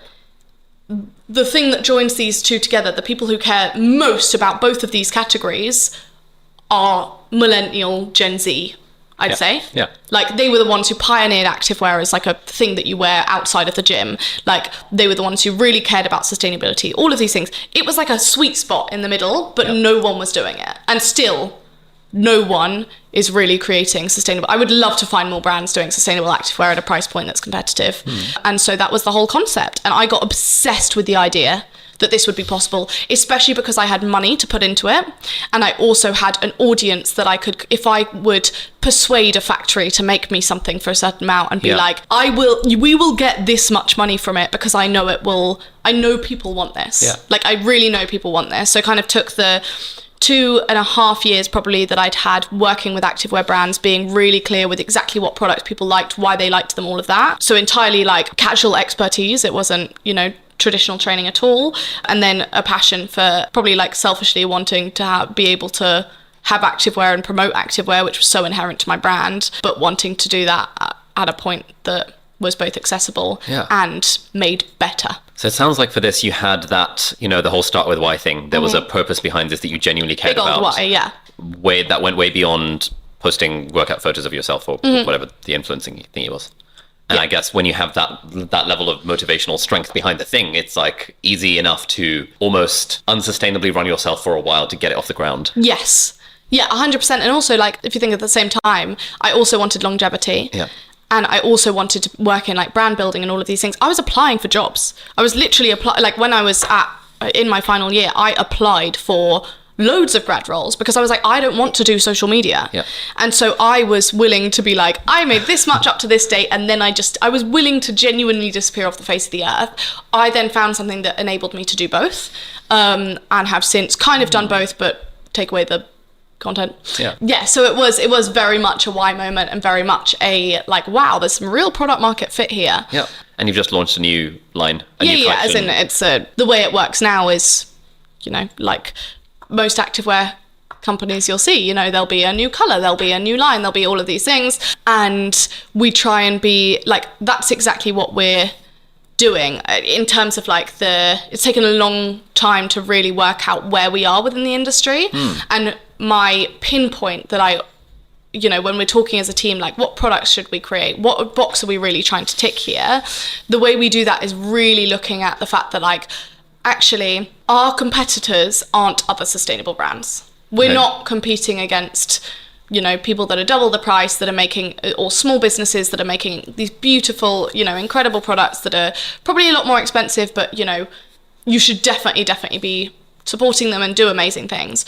What we're competing against is people deciding not to make their next purchase from XYZ activewear brand that I'm not going to name. Or like there are lots of them. We want that person to decide to make a better purchase. So important as well, like as I said, the kind of sustainable fashion oxymoron thing as well. Our transparency lies in the fact that like we want to be really clear about the fact that we're well aware we're not the most sustainable option. The most sustainable option is not consuming. But if you have this world where it's like fast fashion, which still I'd say a lot of the Gen Z millennial crossover is sitting in and deciding to purchase, like even the fact that people don't know why fast fashion is bad, like it, or bad blanket word, but like what the negatives of fast fashion are, that's kind of over here. Most sustainable, not consuming, only buying secondhand, buying really amazing, like high technology, really like sustainable things that I'd say only a few brands are really getting right, which would be like Patagonia, like a lot of these things that like if you need to buy from these things. There's so much middle ground that I really think if we don't address, we're basically saying no, these people can never be better, because if I had to go from this to this, I would have pretended I didn't care and I would have stayed here. What we're trying to do is create a place within the market where actually you can just decide to make a better decision. If that better decision is not buying at all, great, we will applaud you for that, and we also will stick with you at every part of your sustainability journey. But actually, if we can get all of these people to try more sustainably and more consciously made stuff once, then we can, our data shows that they repeat, and that is hopefully showing that rather than just necessarily like buying more, they're deciding to move away from this bit by bit because it's actually showing them that they don't need. There's no different. We're not making them compromise. We're not making them compromise on quality, on color, on fit, on style, on price. We're just so they might saying, as well just be like, okay, cool. These are what the things we care about. This is how we care about them. This is what we're showing. Make like just a little bit, just like a little bit in that direction. And we, there's going to be people who are here that we're not the right brand for. There's going to be people who are here that haven't quite been persuaded yet. But our job is to persuade these people to start to make better decisions. That sounds great. I would guess that some people will hate on you because you're not quite all the way to Patagonia levels. Oh yeah. Like, what other like criticism do you get? Or hate do you get or does the brand get? Like, Well, I think that what's really, again, when anything's black and white online and anything's like, say, sustainable fashion. So say we've had a lot of things within the past year that actually I've kind of been like, actually, I don't like this messaging. So say there's just like so many things where it's, if you say something that's like black and white, it's going to be perceived in a black and white way. For example, saying sustainably made versus sustainable. One is a descriptor, one is a label. Like one is you've come to a conclusion, sustainable. Sustainably made is just describing it. Okay, got it. So we like made using sustainable fabrics, so people can base their decision based on the reality rather than a conclusion that we've stamped on something. Okay, got it. And I think you're that's careful to use the descriptor rather than the moral judgment of this is sustainable. And there'll be so many times where we make a mistake or we're not really clear on that messaging, or we'll say like, shop with a sustainable brand versus, and then someone will say, actually, there's no such thing as sustainable fashion. We'll be like, you know what? We completely agree. What we are saying that you can't refute the fact that this is made from 95% recycled plastic bottles, or like any of these things. What you can refute is whether you should buy it anyway, or say like, say activewear, a lot of it has to be made from synthetic fibers, which versus plant-based fibers are still going to take a long time to decompose. Whereas if they're made from 96% recycled synthetic fibers, that stuff was going to go to landfill anyway. So we'd rather make it into something that has a new life. Of course, there's still problems with that synthetic fabric, but if the plant-based fabric we could have as a substitute would only last you half a year, that's not sustainable either.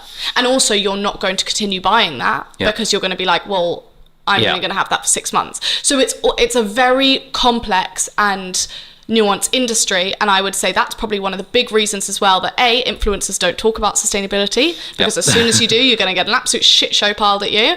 And because we as humans are constantly hypocritical in what we do and our cognitive dissonance, and we think some ways and we act other ways, and all of this, that's a reality. I'm poster girl for that. I think that there's like the whole industry, the reason why people, the reason why a big activewear brand, if there's so much opportunity in sustainable activewear, why wouldn't they go there? Because people are still buying it, and like because people are still happy to buy that. And yet if you're a sustainable brand or a more sustainable brand and you're talking about those decisions, you're always going to be slightly oxymoronic, and people don't like that contradiction. And so it's going to be easier to criticize, whereas actually at the same time you're criticizing that whilst also wearing X fast fashion brand. So it's like people don't like the fact that something isn't easily describable, and I'd say fast fashion, sustainable fashion isn't easily describable, because you have to have like asterisk,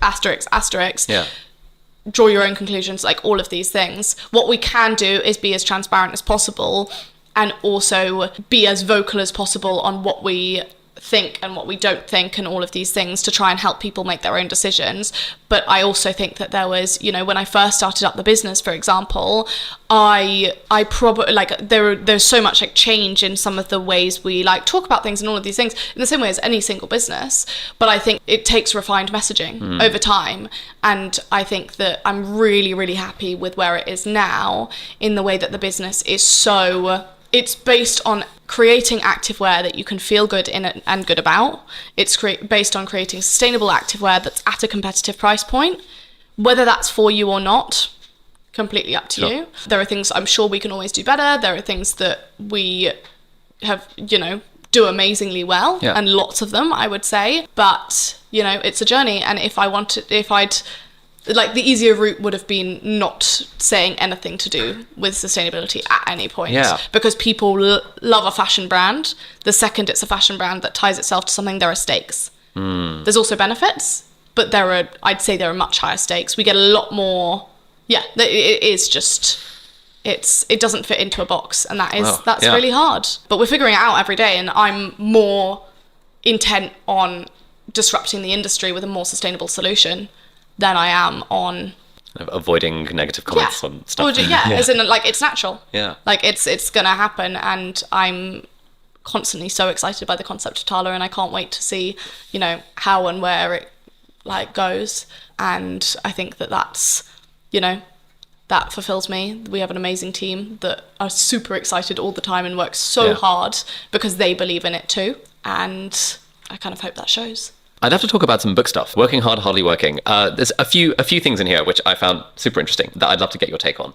And the first one was kind of very early on, in a way, when I saw the title, my editor at Penguin actually sent me an advance copy of it. I think I did a thing for it or something. And I saw the title. I thought it was going to be like, here's how you can work hard while also being like chill a about 4-hour the thing. work week. Yeah, that kind of vibe. And then I read the book. I was, oh, okay, it's like this contrast, but also not this contrast between productivity and self-care, kind of. So I would love to hear your take on that. I know you've kind of really written a whole book about it, but read it. What are your what are your current thoughts on productivity versus self-care and that theoretical dividing line between the two?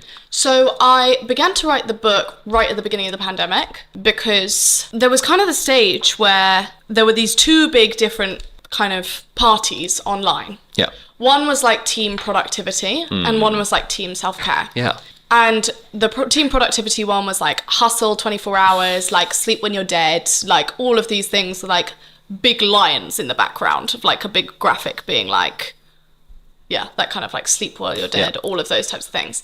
And it was just like hustle, like side hustle culture, like Forex traders, like you can make all of this money, but also like a more subtle version of that, which was like very like girl boss culture, like a lot of this stuff, which I will have benefited hugely from. And then there was this other side, which was like self-care. And that was like, no, like do what you need to do. Cancel that job that you've got for your well-being.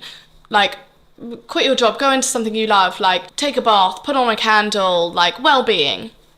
And then it was like, there was like nothing in between. So like if I post something being like, oh, one of my big productivity tips is X, I'd get like an influx of like, it's a like pandemic, not a productivity contest, and like, how dare you say I should watch a TED talk at lunch, like I should be out in the park. And it's like, yeah, great, like if that works for you. At the same time, I'd post something being like, I decided not to work late today and to do this instead. And like the productivity people would be like, well, like you can do that because of X, Y, and Z, and actually we all need to do this, and like all of that. And there was like this no like middle ground. And actually there was this no acknowledgement of the fact that actually we all need productivity and we all need self-care. And that was the kind of like working hard, hardly working thing. The book split into Working Hard, which is filled with productivity tips, a lot of talk about the, you know, generational kind of like passion paradoxes and like all of these things, managing your time, defining success, goal setting, like all of these things, a lot very much like within this kind of like social media world.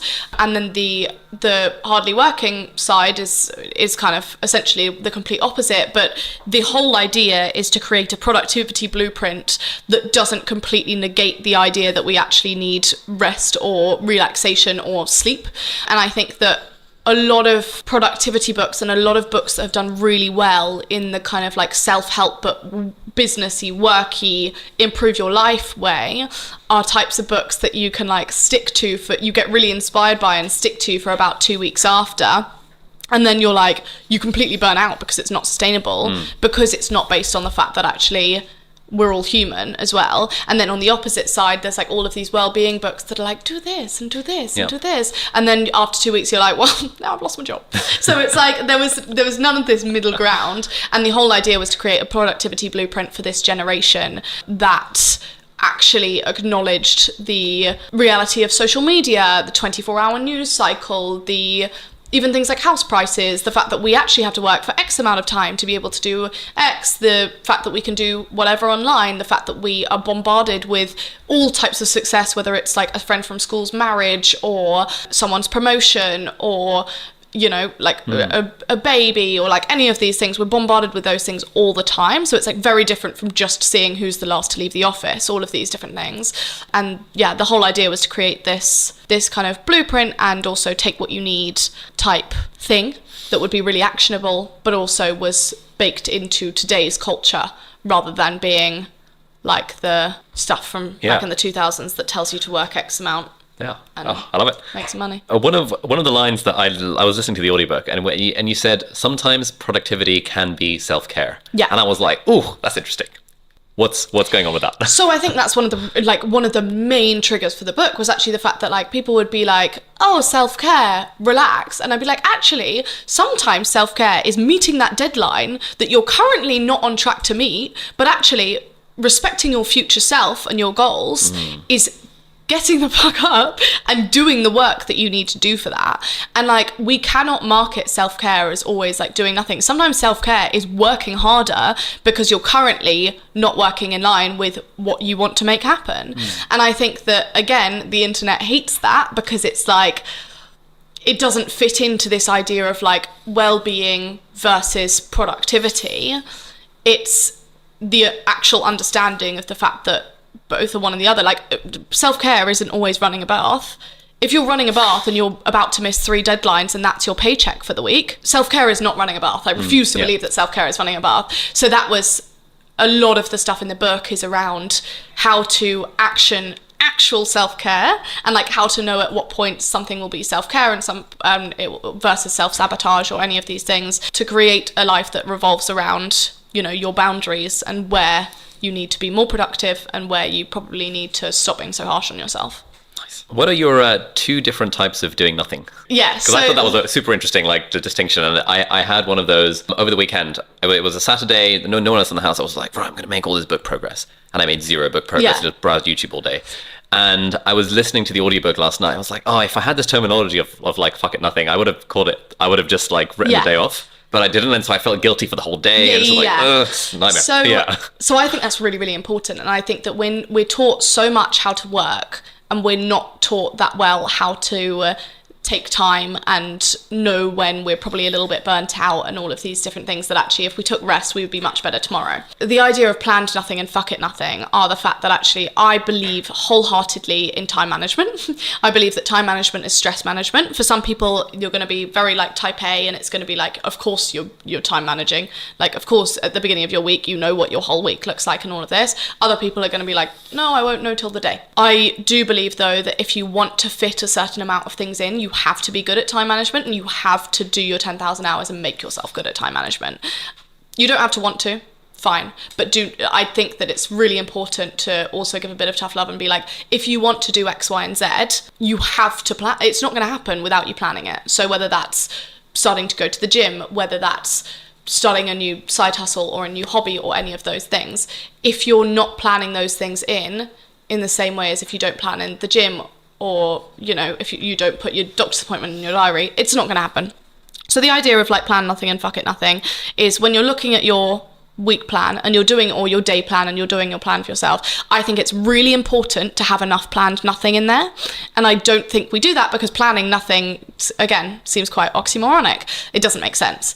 But knowing your boundaries and getting to know how you're most productive and how you're happiest is really, really important. And that all comes then into your time management. So for me, for example, I know that from a Monday to Thursday, so weekdays, I'm probably going to want to do something 2 nights and do nothing 2 nights. And that's my limit usually. So like this week, I've had something every single night. And I hate it. I feel dead. I've started every day feeling like an absolute zombie. I don't have any thinking time. I don't have time to stare at the ceiling. Like I don't, you know, I'm not able to kind of process things in the same way. And so I get anxious about things and I get stressed and I don't feel like I'm my best self. The way we mitigate that is by understanding those boundaries. And for me, usually, if I look at next week, for example, and I've got something in on Wednesday and Thursday, and someone says, are you free on Tuesday? I'm actually not free on Tuesday. It might look, if you looked at my diary, like I'm free, but I'm not. These are my non-negotiables, and this is how I manage myself to be able to be my best self for my goals, whether those are personal life, whether those are work. Fuck it nothing is understanding that we can plan as much as we want. We can operate by those rules. We can, you know, I can know that I'm going out Wednesday and Thursday next week for dinner.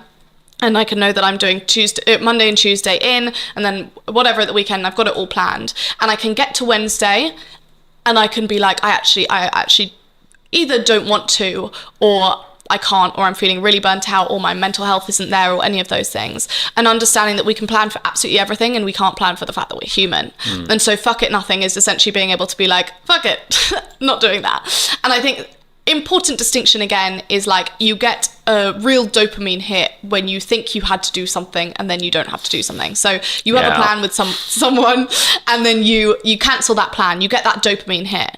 But then also you can get into the habit of doing that because you think you need that, and actually what you needed was to push yourself out there and go out to dinner and have a good laugh with someone you haven't caught up with in a while. But it feels like a chore when you're at the end of that day and you're like, oh, that's the last thing I want to do. So I think understanding as well the boundaries of fuck it nothing too are really important. But I do think that if we don't have fuck it nothing, say your Saturday night where you were going to make a huge amount of progress with the book, and you decide not to, what you really needed in that time was fuck it nothing. You needed to be like, fuck it, I'm doing absolutely nothing. Instead, you probably sat on the sofa being like, I'm meant to be doing something, and then felt you probably didn't get the benefit of doing nothing, and you didn't get the benefit of doing work. And so I think understanding our human limits and our boundaries and being able to just say, I'm not going to do that, and I know I'm not going to do that, and I'm okay with not doing that, is one of the most important things you can do for your productivity and your time management and your self-care. What's your process for setting goals? I feel like this is a test on my book material. I'm not sure if it's in the book. It is. It's in chapter 4. Damn. Defining success. Shit. It's proof that I did write the book. Excellent. People are always like, you had a ghostwriter. I'm like, the problem with a ghostwriter is the fact that, and there's nothing against having a ghostwriter. For so many people, it doesn't make sense for them to write something. But if it's really bad, I don't want to take credit for writing it because I don't want you to think it's really bad. And if it's really good, I don't want to take credit for writing it because I didn't do it. So I was like, instantly they were like, ghostwriter. And I was like, I spent my uni doing 10,000 words a week. This is my bag. Like, I can do this. I can sit down and write. And half of it will be shit, but at least like the bit that will end up in the end will hopefully be good. And hopefully that's been proved by the fact that, you know, it's still selling well and all of this, and I'm not posting about it and all that. Anyway, the defining success thing, I think that goal setting, again, really, really, really important. It's kind of like long-term time management. It's like we probably have in our head these destinations that we want to get to, and somewhere along the way that destination will change, but if we don't acknowledge its change, we're probably like autopiloting towards that, and we're actually like, that's actually not what I want to do anymore. And I think goal setting, as much as it like comes across quite woo-woo and wishy-washy, it's literally like the steering wheel to make sure you're going in the right direction. Yeah, I think it can come across woo and wishy-washy, but there's also another side of it, which is very much SMART goal, like like body fat percentage by like 2 weeks from now and all exactly. that shit. And so I like mine to be somewhere in between. I like to have my SMART goals, which, do we need to go through them? What a SMART goal is? You can Google what a SMART goal is. So like a SMART goal, I like to have those because I think it's really important. So I'll say, I want to, you know, have X amount more revenue based on like last year from this or whatever by this time. But actually a lot of my things, because you know, we're reporting every week and I do so much stuff that is like measurable, I try and do more floaty goals too, which I think is important, weirdly. So what's a floaty goal? Well, just, you know, like I want to, by this time, I want to feel like I've made more progress towards this, I want to feel more fulfilled in my everyday because I am including more hobbies or any of these things. Goal setting wise, I usually I'll do key points in the year. I'll do yearly goal setting, quarterly goal setting, monthly goal setting, and weekly goal setting, and daily goal setting. Oh, wow. Which sounds like I probably sit there for like 5 hours a day being like, what do I want my goals to be, and never actually doing the work. And I think that if we spent half as much time worrying about how like woo-woo doing that much goal setting is, we'd be getting to our goals a lot quicker. I think that, you know, goal setting can be as small as writing down 3 non-negotiables that you're going to do that day. You're setting those 3 goals for your day. So I think that we don't need to think of it as doing a scrapbook like vision board every day. But I think some direction is really, really, really important. So yearly goals, that will be split into kind of work goals, personal goals, and I'll have some SMART goals in there, and I'll also have some like, I just want to feel generally more like this. Whereas like down to daily goals, every single day I will write 3 non-negotiable things I'll do that day. Like a year is literally just 365 days. And I know that's it's obvious, but it's also that accumulation. Say if you're setting monthly goals, you need to do things in that month that's going to get towards those goals. And it's all the atomic habit stuff. Like the first thing that you can do to get to those are the small, minute changes make the biggest result. So every single day I'll have 3 non-negotiable things that I am doing that day without fail. And at the same time, in my weeks it will be a bit broader, in my months it will be a bit broader. But again, I don't spend more than, probably 20 minutes on a monthly. Yearly, I might spend an hour and have a bit of a think about it and all of that. But daily, 2 minutes writing down my non-negotiable goals. But I think it's really, really, really important. I think an example of that would be, when we were talking about my career, my big goal when I was probably in second year at university would be to have like a big collaboration with a fast fashion brand. So that was what was happening. Like the most successful kind of YouTubers and all of that were having these collaborations with Pretty Little Thing, Boohoo, all of that. And that was my like big goal. I was kind of just like aimlessly working, doing as much as I could, like all of these things. And I kind of realized like about 9 months into the year before goal setting for the next year, I was like, not only is that not a goal anymore, I also actually wouldn't take it if I was offered that. Like it's so out of line. And for those changes to happen, that, there'll be years where we have bigger shifts in mindset than others. Like I don't have that every year. But I think actually acknowledging and writing those things down it takes 2 seconds, and it's so, so, so important. And I think a lot of the time, especially as we grow up, our priorities shift and we realize that actually we don't want to make 10 grand extra. We want to spend 3 more days a week with our friends, all of those different things. So I think that my goal setting is quite like granular. I don't think it always looks like goal setting. Often it will just be about, good planning. Yeah.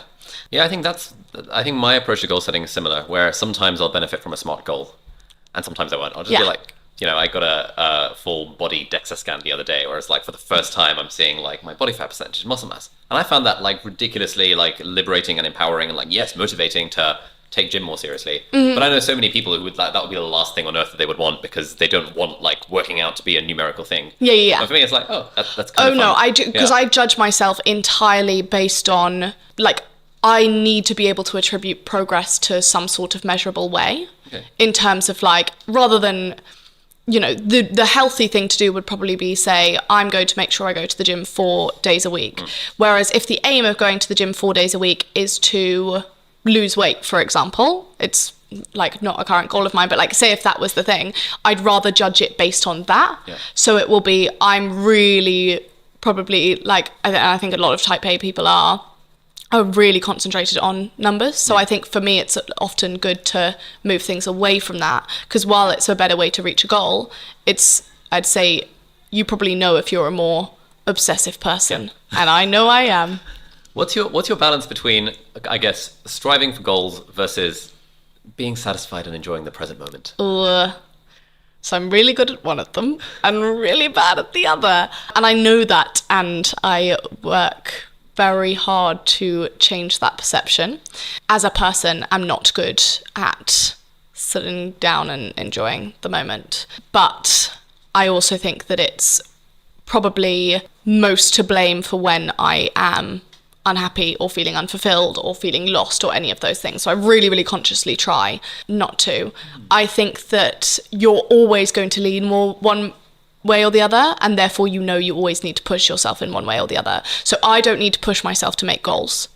I need to push myself to calm the fuck down and enjoy the day, or like let this month be this month, and because I'm always looking to the next thing, what I can do better, all of these things. At the same time, you'll know if, say someone who will reply to a story being like, how do you get motivated? You're probably going to need yourself to like go more towards goal setting. You're probably quite good at enjoying the moment. And I just think that the balance, there's no one balance. And I also think that like, it's a hugely privileged thing to say, oh yeah, you need balance between work and life. Like there's no balance between work and life if you're working, 3 jobs to put food on the table for your kids. There's also no balance for, if I sat there being like work-life balance, and like I've got a VC funded startup and actually there's not a lot of work-life balance. I've got to be realistic about that. My work-life balance is knowing that there's not that at the moment, but there, hopefully will be in the future, and I can enjoy the fact that there's not that in the moment because I'm in an incredibly lucky position to be able to do that. And so I think that work-life balance again is one of those things that it's like so individual, and you just need to know which way you need to push yourself. I guess final question on this productivity front, and we'll put links to the book in all the things. People can check it out. It's genuinely very good. Thank you. What are your personal signs and symptoms of burnout? Like, how do you know when you're like encroaching burnout territory or you're in burnout territory? And I guess like, what does the word even mean to you? Because people seem to have different definitions of it? So I talk about it a lot in the book, and I do think that there's this difference between clinical burnout, which is a really serious thing that you get signed off work for, that is a medical term, that is hugely debilitating, all of this. And I also think that there is this kind of idea of mini burnout. And I would say that a lot of people now have mini burnout because you don't leave work at the office if you have an office. You definitely don't leave work at the office if you work from home. You also, even if you then think you do, going on social media, say every time I go on social media, I'll probably see 5 different activewear competitors. I'll probably see 50 different influencers who are doing better content than I do. I will probably see 10 different friends who have more successful relationships, fashion senses, like all of these things. We are working in some way all the time. And I think that it's like, that's why these older generations look at us and they're like, oh, fucking boo-hoo. Like, you've got access to social media and it's burning you out because you're looking at other people's clothes. But I do think it's the same as talking about the 24-hour news cycle.